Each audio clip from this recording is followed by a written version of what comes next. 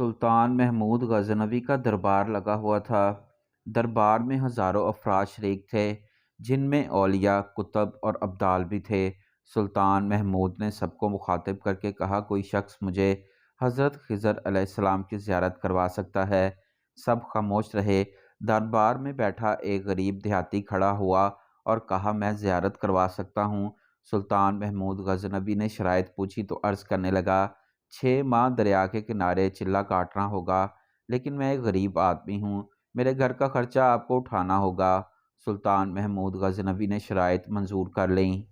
اس شخص کو چلہ کاٹنے کے لیے بھیج دیا اور گھر کا خرچہ بادشاہ کے ذمے ہو گیا۔ 6 ماہ گزرنے کے بعد ایک شخص کو دربار میں حاضر کیا اور پوچھا تو دیہاتی کہنے لگا، حضور کچھ وظیفے الٹے ہو گئے ہیں، لہٰذا 6 ماہ مزید لگیں گے۔ مزید 6 ماہ گزرنے کے بعد سلطان محمود غزنوی کے دربار میں اس شخص کو دوبارہ پیش کیا گیا تو بادشاہ نے پوچھا، میرے کام کا کیا ہوا؟ یہ بات سن کے دیہاتی کہنے لگا، بادشاہ سلامت، کہاں میں گنہگار اور کہاں حضرت خضر علیہ السلام، میں نے آپ سے جھوٹ بولا، میرے گھر کا خرچہ پورا نہیں ہو رہا تھا، بچے بھوک سے مر رہے تھے، اس لیے ایسا کرنے پر مجبور ہوا۔ سلطان محمود غزنوی نے اپنے وزیر کو کھڑا کیا اور پوچھا، اس شخص کی کیا سزا ہے؟ وزیر نے کہا، اس شخص نے بادشاہ کے ساتھ جھوٹ بولا ہے، لہٰذا اس کا گلا کاٹ دیا جائے۔ دربار میں ایک نورانی چہرے والے بزرگ بھی تشریف فرما تھے۔ بادشاہ نے اس سے پوچھا، اس نے کہا، بادشاہ سلامت، وزیر نے بالکل ٹھیک کہا ہے۔ بادشاہ نے دوسرے وزیر سے پوچھا، آپ بتاؤ اس کے ساتھ کیا کیا جائے؟ بادشاہ سلامت، اس نے آپ کے ساتھ فراڈ کیا ہے، اس کا گلا نہ کاٹا جائے بلکہ کتوں کے آگے ڈال دیا جائے تاکہ یہ ذلیل ہو کر مرے، اسے مرنے میں کچھ وقت تو لگے گا۔ بادشاہ نے دربار میں بیٹھے اس نورانی چہرے والے بزرگ سے پوچھا تو اس نے کہا، بادشاہ سلامت، یہ وزیر بالکل ٹھیک کہہ رہا ہے۔ سلطان محمود غزنوی نے اپنے پیارے غلام ایاز سے پوچھا، کیا کہتے ہو ایاز؟ ایاز نے کہا، بادشاہ سلامت، آپ کی بادشاہی سے 1 سال ایک غریب کے بچے پلتے رہے، آپ کے خزانے میں کوئی کمی نہ ہوئی اور نہ ہی اس کے جھوٹ سے آپ کی شان میں کوئی فرق پڑا۔ اگر میری بات مانیں تو اسے معاف کر دیا جائے، اگر اسے قتل کر دیا جائے گا اس کے بچے بھوک سے مر جائیں گے۔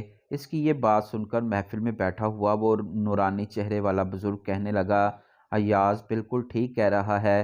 سلطان محمود غزنوی نے اس بابا جی کو بلایا اور پوچھا، آپ نے ہر وزیر کے فیصلے کو درست کہا، اس کی وجہ مجھے سمجھائی جائے۔ بابا جی نے کہا، پہلے نمبر پر جس نے کہا کہ اس کا گلا کاٹ دیا جائے وہ قوم کا قصائی ہے، اور قصائی کا کام ہے گلے کاٹنا۔ اس نے اپنے خاندانی رنگ کو دکھایا، غلطی اس کی نہیں، آپ کی ہے کہ آپ نے قصائی کو وزیر بنا لیا۔ دوسرے وزیر نے کہا کہ اس کو کتوں کے آگے ڈال دیا جائے۔ اس وزیر کا والد بادشاہوں کے کتوں کو نہلایا کرتا تھا، کتوں سے شکار کھیلتا تھا، اس کا کام ہی کتوں کا شکار ہے، تو اس نے اپنے خاندان کا تعارف کرایا۔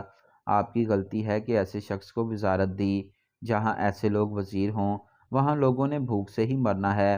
اور تیسرا، ایاز نے جو فیصلہ کیا تو سلطان محمود، سنو ایاز سید زادہ ہے، سید کی شان یہ ہے کہ سید اپنا سارا خاندان کربلا میں ذبح کروا دیتا ہے مگر بدلہ لینے کا کبھی نہیں سوچتا۔